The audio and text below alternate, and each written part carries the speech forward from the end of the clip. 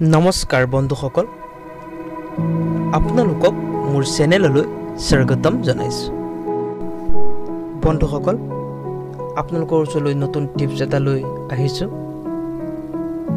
M বা ম নামৰ মানুহৰ চৰিত্ৰ আৰু বি বা ব নামৰ মানুহৰ চৰিত্ৰ কেনেকুৱা হয় তাৰে দুটামান কথা লৈ আহিছোঁ। মই যি কথা ক'বলৈ ওলাইছোঁ সেয়া আপোনালোকে 90% শুদ্ধ পাব।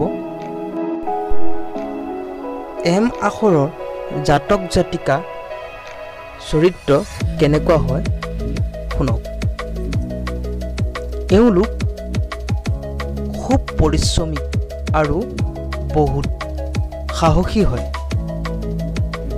এম আখৰৰ জাতক জাতিকাবোৰক দেখিবলৈ সুন্দৰ দেখে আৰু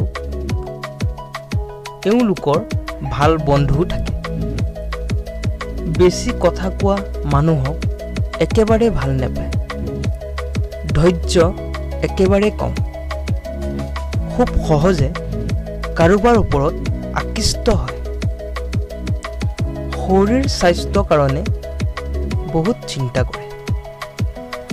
এওঁলোকে সব সময়তে চিন্তা ভাৱনাৰে ডুবি থাকে।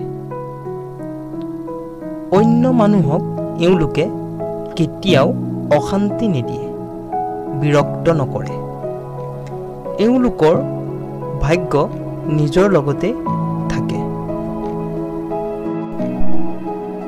বি আখৰৰ জাতক জাতিকাসকল অত্যন্ত হাঁহি ধেমালিৰ মাজেৰে বহুত সুখী হৈ থাকে। এওঁলোকে মনৰ কথা বেলেগক কেতিয়াও নকয়। আত্মীয় স্বজন হওক, মাক দেউতাক, ভাই ভনী কাকো মনৰ কথা নকয়। এওঁলোকৰ চৰিত্ৰ অতি শান্ত হয়। কেতিয়াও বেয়া চৰিত্ৰ নাথাকে। মানুহৰ সুখী হোৱাটো এওঁলোকে ভাল পায়। এওঁলোকে ভাল পোৱাজনক পত্নীক বা পতিক বহুত সুখত ৰখাব পাৰে। মাতৃৰ ভক্ত, মাতৃৰ আদেশ পালন কৰে। এওঁলোকে বুদ্ধিৰ বলত বহুত কাম কৰি যাব পাৰে। ব্যৱসায়ৰ প্ৰতি বহুত সচেতন থাকে।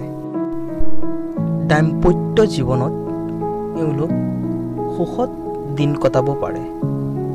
বন্ধুসকল, আজিলৈ ইমানতে মোৰ চেনেলৰ পৰা বিদায় মাগিছোঁ। মোৰ কথাখিনিত যদি আপোনাৰ কিবা মিলিছে এটা লাইক কৰি দিবলৈ নাপাহৰিব। ধন্যবাদেৰে আজিলৈ আহিছোঁ।